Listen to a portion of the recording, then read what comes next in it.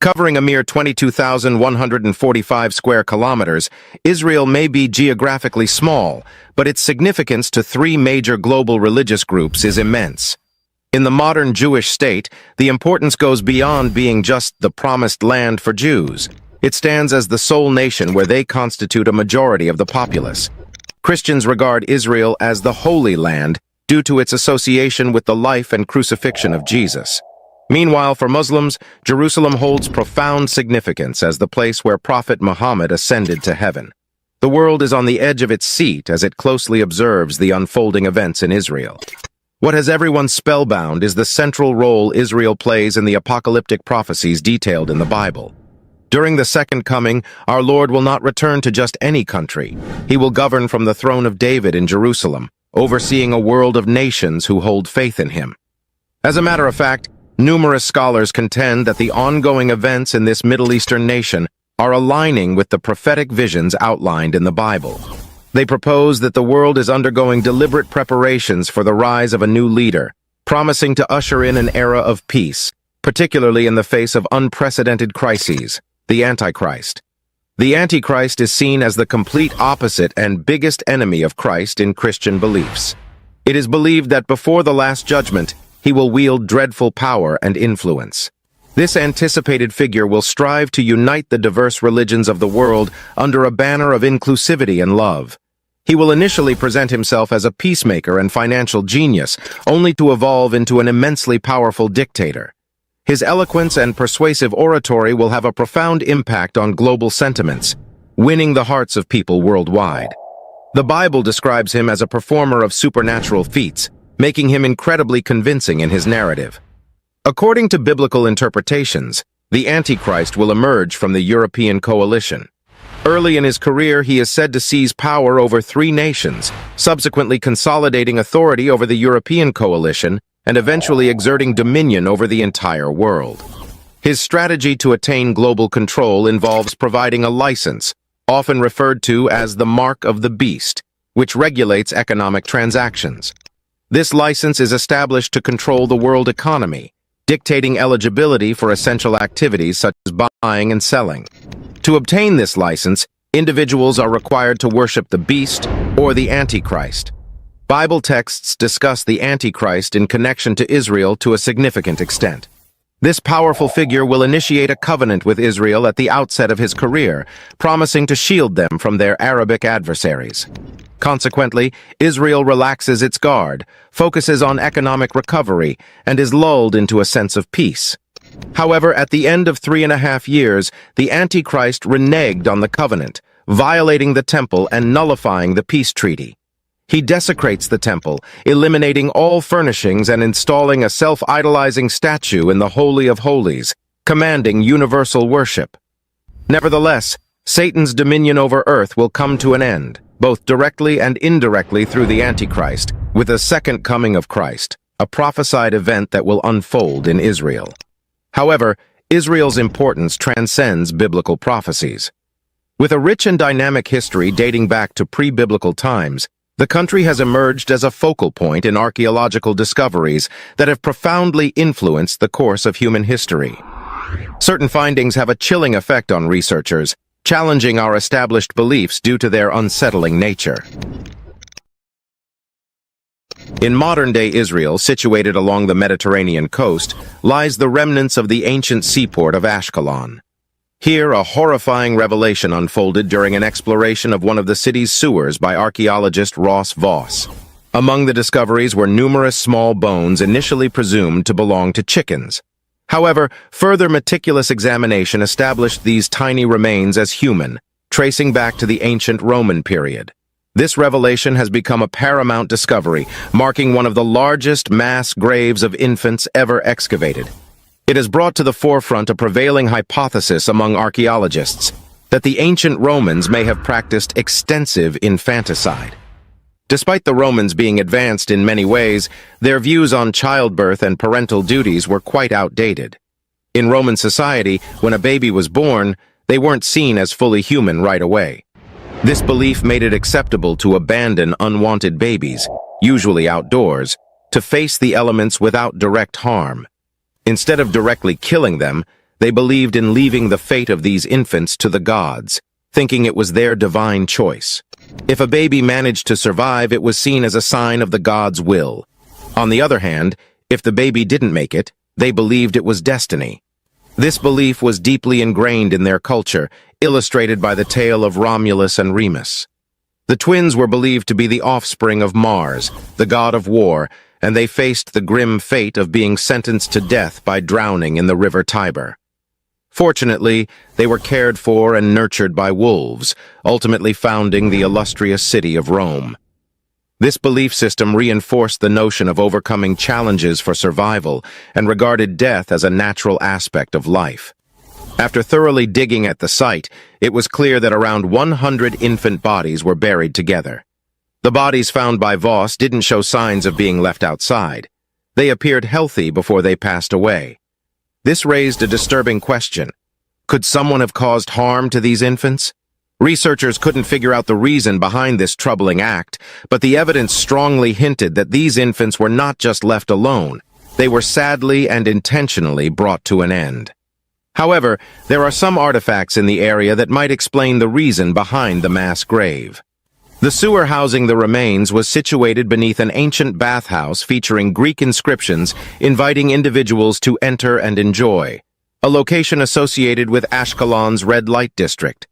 In ancient Rome, women who worked in the flesh trade and found themselves unexpectedly pregnant often decided to have the baby rather than go through dangerous abortions.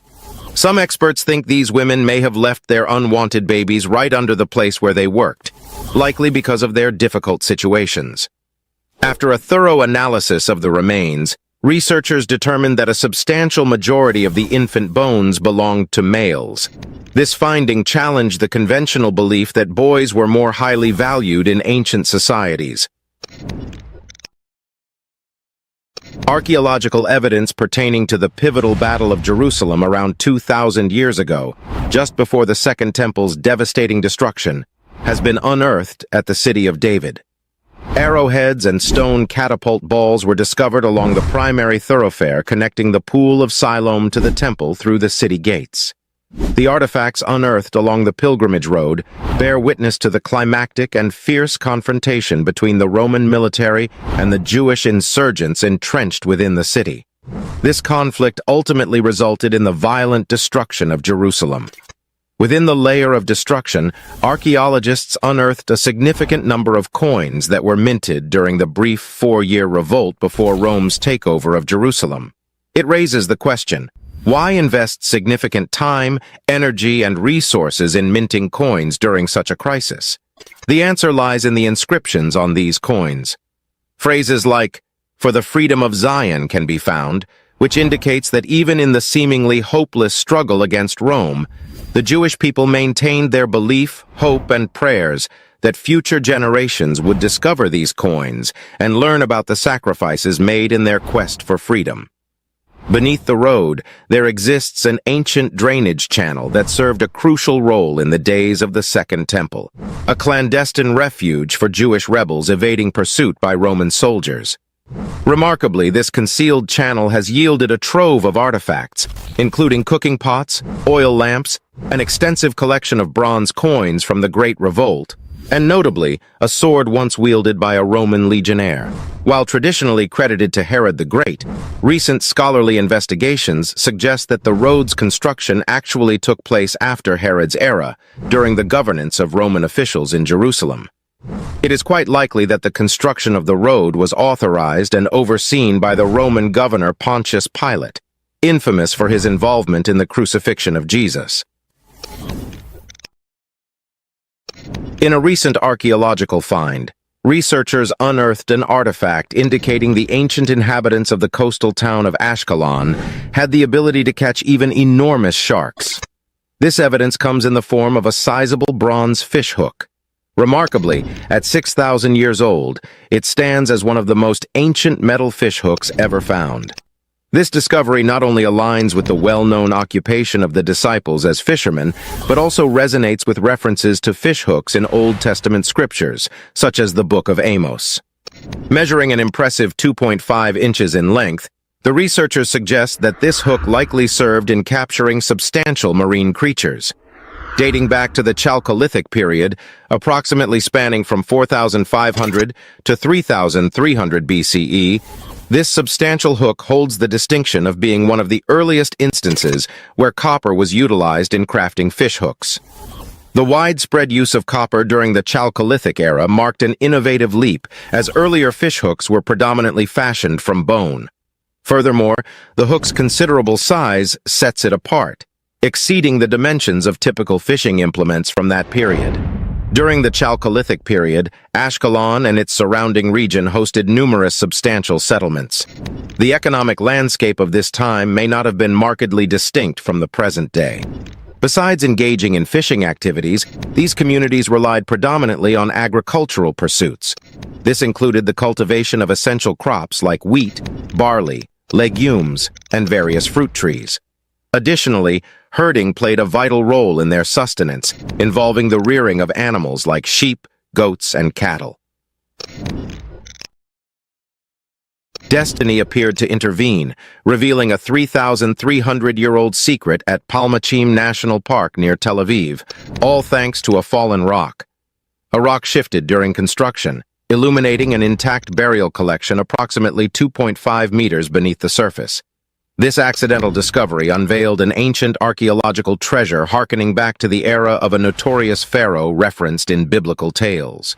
A team of archaeologists embarked on a symbolic journey through time, exploring a cave untouched by human presence for over 3 millennia. The artifacts found within the cave offer a window into the Late Bronze Age, closely aligning with the reign of the renowned biblical figure, Ramses II. A prominent figure among Egyptian monarchs during the Golden Age of Egypt, holds a position as the formidable third pharaoh of the 19th dynasty. His reign from 1279 to 1213 BCE stands as the second longest in Egyptian history. Renowned not only for his military campaigns against the Hittites and Libyans, Ramses II is celebrated for his ambitious building initiatives and the numerous colossal statues bearing his likeness dispersed across Egypt. Experts believe that the vessels found in the cave were likely imported from regions like Lebanon, Syria, and Cyprus, a practice commonly observed in burial collections of that era. The array of findings includes dozens of pottery vessels varying in size and shape, encompassing deep and shallow bowls, some adorned with red paint containing remains, cooking pots, jugs, and clay oil lamps with preserved burnt wicks. While certain organic materials may have decayed over the centuries, it is speculated that a quiver once held an assortment of bronze arrowheads or spearheads, which were also discovered within the cave. A tomb bearing a foreboding curse, warned in what appears to be blood, is something straight out of a movie plot. However, this became a reality during an archaeological excavation at an ancient cemetery in Beit Shirim, located in northern Israel. Inside a tomb dating back 1,800 years, a peculiar and ominous inscription in Greek served as a forewarning. It appeared that the individual interred within sought to ensure the eternal sanctity of their final resting place. The stone slab features 8 lines of text, culminating in the final words boldly inscribed in blood-red letters. Jacob Hagar swore to curse whoever opened this tomb so that no one would open it, for 60 years. Interestingly, and somewhat reassuringly, despite its ominous appearance, the message is composed not in blood, but scarlet paint. This tomb marker, discovered at the site, marks a significant historical finding, explicitly confirming the individual interred as a convert to Judaism, the first such confirmation found at this location. The inscription dates back to the late Roman or early Byzantine period, a time when Christianity was gaining strength. The tomb serves as compelling evidence of individuals expressing a desire to embrace the Jewish faith during this era. Regrettably, it appears that the tombstone had been detached from its grave by looters at some point after the burial, leaving the exact location of Jacob's final resting. Regardless of his origins and the whereabouts of his remains, Jacob's ominous warning continues to echo through the ages, joining a compilation of epitaphs cautioning against disturbing the earthly remains of the departed. Given Israel's rich historical background, the potential for discovering archaeological treasures in the region is boundless. What other remarkable findings await us in this captivating country? Only time will unveil the secrets yet to be revealed. The South China Sea, a region of immense economic and strategic importance, is a potential flashpoint for the next world wars. Covering an expansive area of 3,685,000 square kilometers, this crucial body of water has not only become a battleground for territorial claims, but also a rich source of some of the most significant maritime discoveries in history.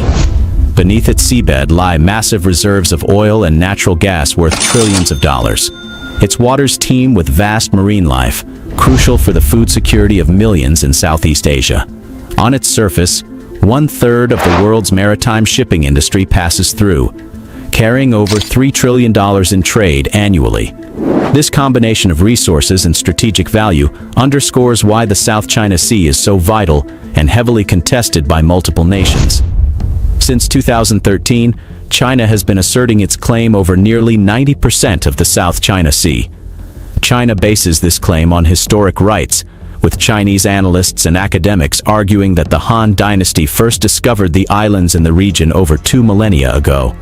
According to their narrative, China was the first to discover these islands, establish governance, and settle its people there. They claim the Chinese were the pioneers of economic activity in the region. This historical account forms the foundation of the infamous Nine-Dash Line, which encroaches upon the exclusive economic zones of several other nations, including Brunei, Malaysia, the Philippines, Taiwan, and Vietnam. In August 2023, China stunned the world by unveiling an updated map featuring a new 10-dash line. This revision officially includes the island of Taiwan within its core territory, reinforcing China's sweeping territorial claims in Southeast Asia and intensifying regional tensions. This overlapping claim has resulted in significant tension between China and these neighboring nations. If we base it on the prevailing international law, countries can only claim and utilize territory within 200 nautical miles of their shores, known as their exclusive economic zones. This regulation is derived from the United Nations Convention on the Law of the Sea, or UNCLOS, which sets the maximum extent of territorial waters countries can claim, along with various other limitations and regulations. What's more surprising is that China itself is a signatory to UNCLOS, so technically it cannot claim these territories, having agreed to these standards. Despite this, China continues to assert its claims, which directly conflict with the economic zones of Taiwan and other Southeast Asian nations, fueling regional tensions. However, this isn't just a showdown between a titan and some smaller nations. It's turned into a proxy conflict involving another superpower, the United States. As a close ally of the Philippines, the U.S. has promised to protect this nation against any threats to its sovereignty. The geopolitics in the region has become a high-stakes game of chess, with each country carefully calculating their next moves. One wrong move could spell disaster, not just for the countries involved, but for the entire world. But beneath the complex geopolitics of the South China Sea, scientists have plunged into its depths, uncovering extraordinary discoveries that illuminate human history. The ocean's depths not only conceal trillions of dollars worth of resources, but also hold invaluable knowledge about the mysteries lurking in the deepest parts of our planet.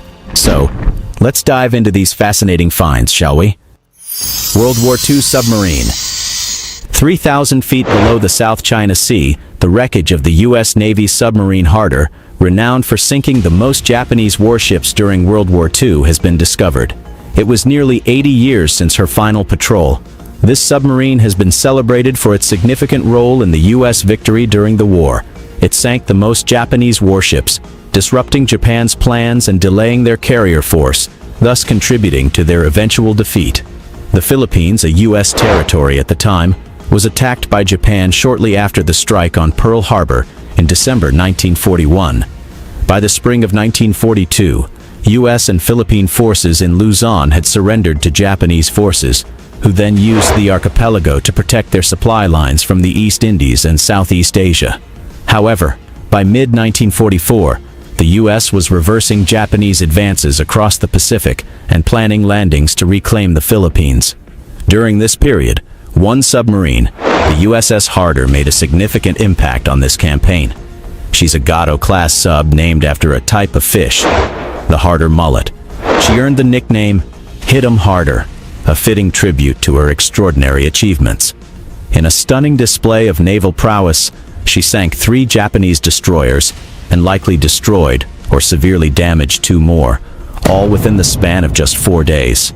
Tragically, Harder vanished in the South China Sea off Luzon during her 6th war patrol on August 24, 1944, along with her crew of 79 submariners. On the morning of this fateful day, Harder engaged in battle with the Japanese escort ship CD-22, launching 3 torpedoes at the vessel. However, the Japanese ship evaded the torpedoes and launched a series of depth charge attacks on Harder. The 5th depth charge struck Harder, sinking her and her crew. On 2nd of January 1945, the Navy solemnly declared the USS Harder presumed lost, and by January 20th, her name was removed from the Navy Register. Despite her tragic end, the Harder's legacy lived on through her remarkable contributions to the war effort. In recognition of her bravery and service, she was awarded the Presidential Unit Citation for her first 5 patrols and received 6 battle stars for her outstanding service during World War II. This find of the celebrated World War II submarine is a historic achievement in nautical archaeology. The wreck is the final resting place of sailors who bravely gave their lives defending their country. Deepest blue hole. Blue holes are among the most mysterious features of our oceans, and one of the deepest lies near the Paracel Islands in the South China Sea. Known as Dragon Hole, or Longdong, it plunges to an astonishing depth of 300 meters, far surpassing the previous record holder, Dean's Blue Hole in the Bahamas. It's nearly as tall as the Eiffel Tower. This nearly vertical blue hole spans 130 meters in diameter at its surface entrance, narrowing to 36 meters at its bottom. Down there, at the very depths, there's no water flow or exchange with the rest of the ocean, creating an isolated, mysterious world of its own. Its mystique is so profound that local fishermen have dubbed it the Eye of the South China Sea. They believe it to be the very spot where the Monkey King, from the Chinese folktale Journey to the West, discovered his legendary gold-banded cudgel. Blue holes are fascinating and intricate ecosystems, offering a unique habitat for a diverse array of marine life. Within these submerged caverns, you'll find everything from vibrant corals and sponges to mollusks, sea turtles, and even sharks. These ecosystems flourish in the distinctive light and nutrient conditions that blue holes provide. Despite their ecological importance, exploring blue holes is far from a casual dive. It's a perilous journey. Hence, much of their biodiversity and ecological dynamics remain a mystery. The limited oxygen and sulfuric waters that often lurk below make diving in these depths extremely dangerous. In the lower parts of a deep blue hole like Dragon Hole, the water is stagnant and anoxic, with almost no circulation, making it inhospitable to most sea life. Yet, these extraordinary underwater formations offer an opportunity to uncover the secrets of the deeper parts of our planet. Artificial island sinking. Knowing they couldn't claim a territory without infrastructure or inhabitants, China initiated a bold strategy, constructing man-made islands in the South China Sea. Their aim was for these artificial outposts to be recognized as Chinese territory. However, it appears that nature itself is now pushing back against their efforts. China's island outposts in these contested waters might have a critical vulnerability. Since 2013, the Chinese government has dredged and largely destroyed delicate reefs in disputed waters to create 7 major military bases, complete with ports, airstrips, radar, and missile installations. These islands function like unsinkable aircraft carriers, solidifying Beijing's claims over these disputed waters. But recent rumors suggest that competing countries might not need to take action against these installations. The islands seem to be sinking on their own, with reports of foundations cracking and turning to sponge. If these rumors prove true, China may be forced to abandon the islands for good. Beyond their fragile foundations, China's artificial islands face an even mightier adversary: nature itself. A powerful typhoon could wreak far more havoc on these constructions than their already deteriorating concrete. As global temperatures climb, the warming ocean waters are expected to spawn more frequent super typhoons in the South China Sea. Yet, China appears unprepared for this looming threat. A single, well-placed super typhoon could dismantle years of Beijing's efforts in its ambitious island-building campaign. The warming climate brings even more challenges for China's artificial islands. Built without seawalls or protective infrastructure, these structures are defenseless against rising waters. As glaciers in the Arctic and Antarctic continue to melt, sea levels rise, further threatening the longevity of these man-made fortifications. Adding to their woes, these islands also lack defenses against erosion and surging tides. Designed to be a permanent string of fortifications in the South China Sea, they were not built to endure the very elements they now face. The situation is worsened by China's destruction of vast coral reefs and mangroves during construction. These natural barriers once shielded against the sea's relentless forces, but their removal has left the islands even more exposed to nature's wrath. In an ironic twist that some might call poetic justice, China destroyed the very natural defenses that could have ensured their islands' resilience against the challenges of a warming climate. Unique vampire squid. In the depths of the South China Sea, scientists in China have uncovered what may be a newfound species of vampire squid, making it only the second known species of its kind in the world. Vampire squid grow to about a foot in length. While their name might evoke fear, these sea creatures are harmless scavengers of the deep sea. Rather than posing a threat to larger marine life, they feed mainly on feces and dead animals, playing a vital role in the ocean's ecosystem. The vampire squid has been discovered in temperate and tropical ocean environments across various parts of the globe.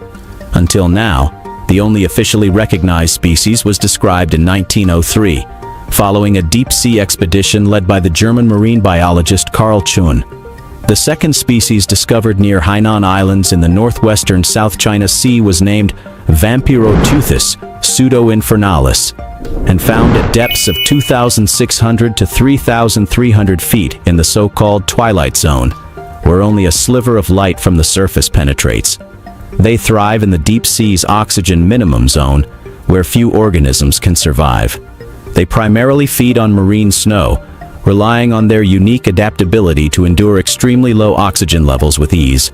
These fascinating creatures are bioluminescent as well, capable of producing their own light to attract small, edible particles, making them well suited for life in the dark depths of the ocean. These bioluminescent properties not only help them communicate, but also confuse predators. Vampire squids are truly unique creatures, neither true squids nor octopuses, yet remarkably adapted to the harsh deep-sea environment. Researchers believe the South China Sea offers the ideal conditions for these fascinating creatures, enabling them to thrive in extremely low oxygen levels.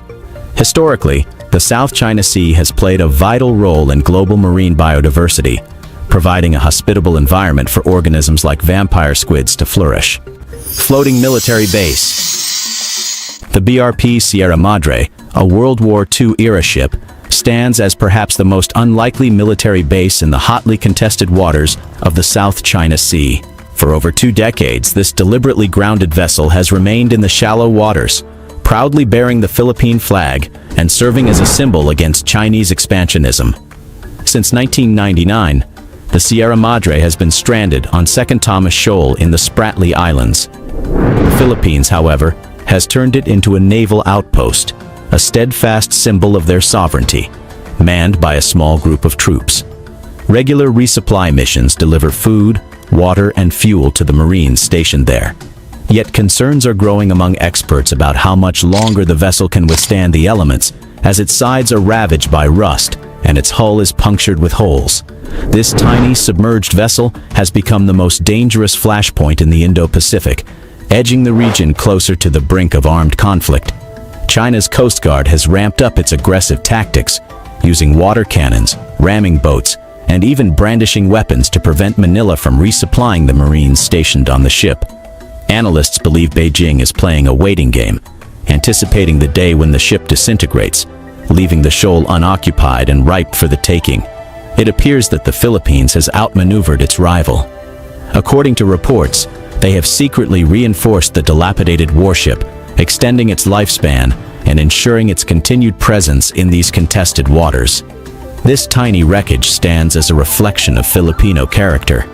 Despite all the adversaries hurled against them, they would be resilient enough to survive. you're interested to know more about the rich history of other countries, be sure to watch our next video. Hope you like our story. Catch you in the next one.